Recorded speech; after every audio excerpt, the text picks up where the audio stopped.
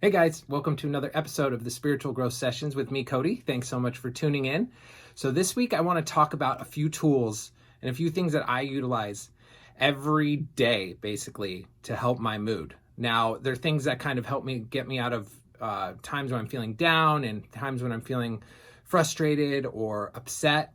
I want to preface this though by saying that if you're experiencing like really serious issues or things that feel like depression or something that won't necessarily work by these tools, I really recommend that you seek a medical professional or someone who can really help you with these things, because these things can seem very fluffy to someone who is actually going through something really dark and deep. And, I've been in that space. But with that being said, these tools are super valuable for people and myself when I'm going through just everyday struggles and I'm having problems, feeling good in the day. It doesn't always work, but they're definitely tools in my tool belt that I bust out like all the time. So the first one, and I feel like the most important one, is breath work.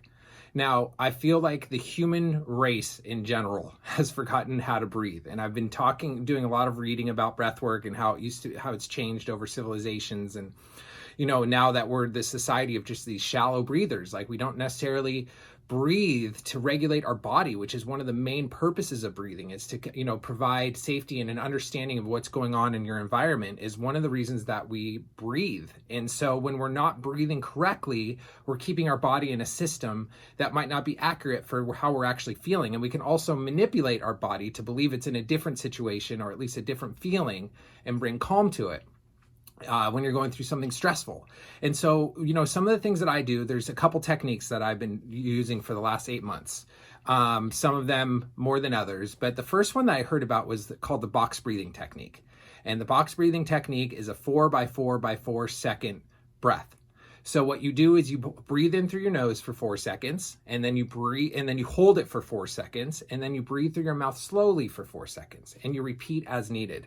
When you do that, you start getting a calming sensation that comes over you.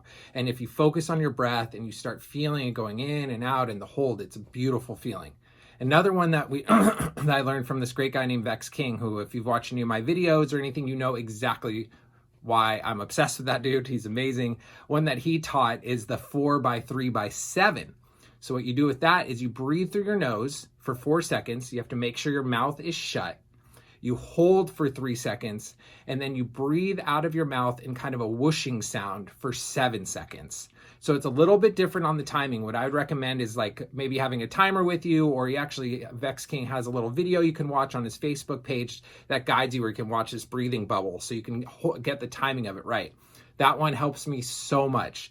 Just the deep inhale through your nose, hold for 3 seconds, and then out for 7. And you just keep repeating that until you feel calm. Now, you don't need to do these things for very long, right? They're not things that you have to do for 20 minutes. I mean, you can if you want, but I find if I just do it even a few times, I start to feel the benefits of it a lot. And the other thing that I've been doing for months now, which is just crazy dope, I absolutely love it, is the Wim Hof method.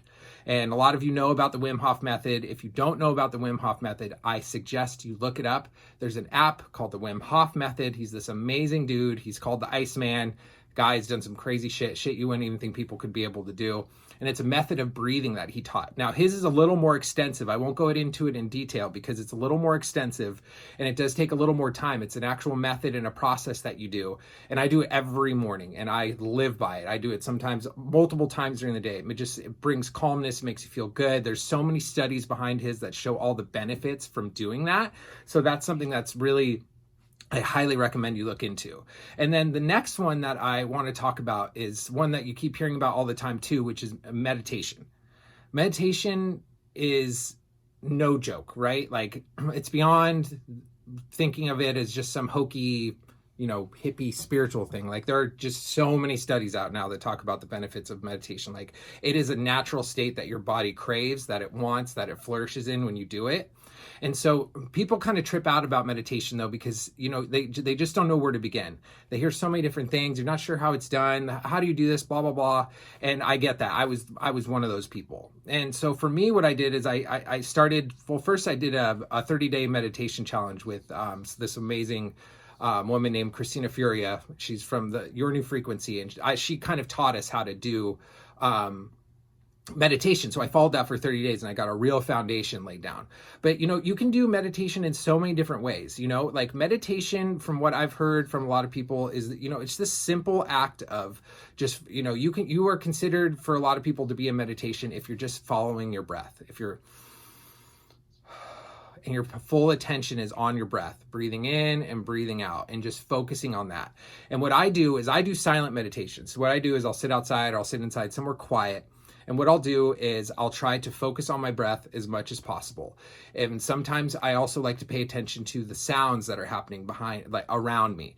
And so what I'm doing is I'm constantly keeping myself in the present moment. I'm keeping myself in feeling of not escaping and thinking about other things. I also focus on the way my body feels, how my butt feels on the chair, how my feet feel on the ground, all of those types of things.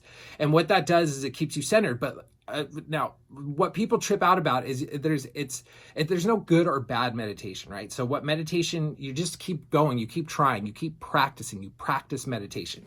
And so like if your mind wanders, and mind wanders all the time. Like I'll do 10-minute meditations, I may be present for 30 seconds, but I just keep trying because I keep coming back to the moment. If I catch myself, I bring myself back. If I catch myself, I bring myself back. And the key is to never judge yourself on that. Don't judge yourself on how many times you're floating off and thinking about other things. Every time you come back, even if it's just one time in 10 minutes, that's a win. Every time you do it, that's a win. And eventually you start staying more and more and more inside of it. And that's what's been really beneficial for me. But a lot of people love guided meditations. And a guided meditation is up to you. I mean, it's obviously someone who is walking you through a meditation. For me personally, it's the talking kind of distracts me. I found a few that I really like, but most of the time I need some type of maybe like meditation music playing or silence, and then that's what works for me.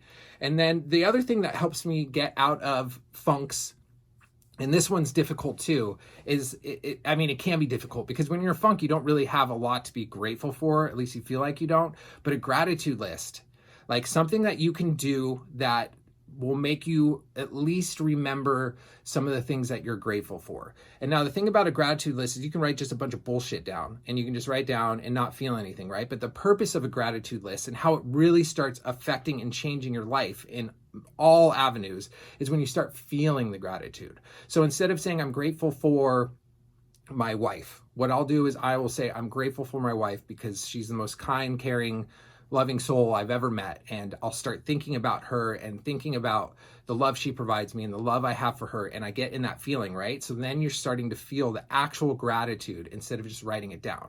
And you can do that for anything. You can be grateful for your phone. It provides connection. I'm allowed to, find self-help people, just anything that you want that you can do with a gratitude list. And so, sometimes when you're in a funk, it's hard to find things that you're grateful for, like I said, but if you can just sit down there and really try to focus and think about things that you're grateful for, there's always something, right? There's always something.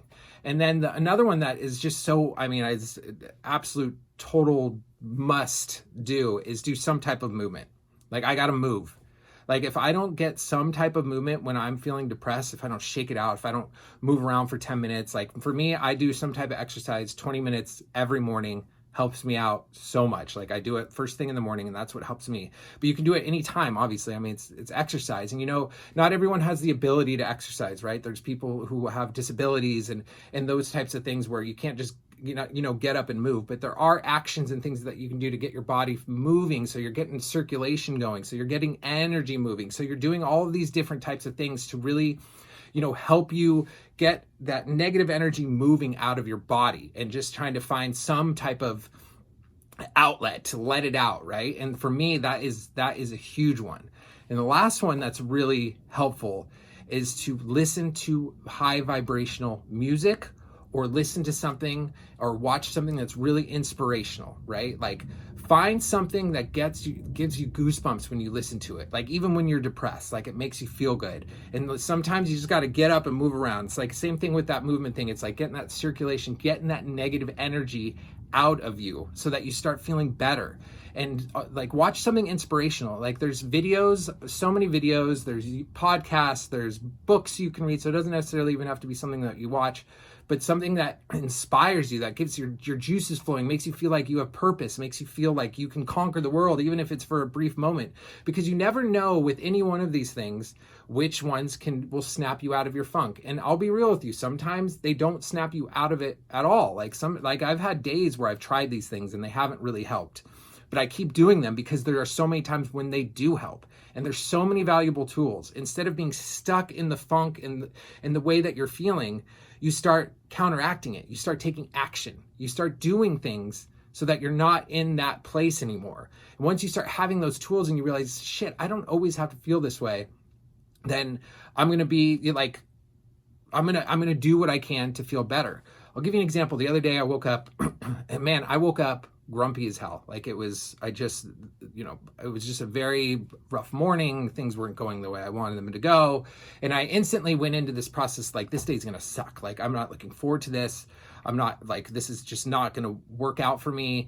And, it's just going to be one of those days. But instead of allowing myself to go down that rabbit hole where my whole day is set on negativity, I started doing breath work. I started breathing in and out. Even that just helps. I started telling myself, this is not going to dictate my day for me. This day can turn around. Accept the moment that you're in, right? And so it's just become something where once I start doing those tools, then I do something else where I listen to some music. So then it lifts me up a little more. And then I even try to meditate for just a moment, or I do, like I said, some breathing. And all of a sudden, without me even realizing it, my day completely turned around. And I end up having an amazing day.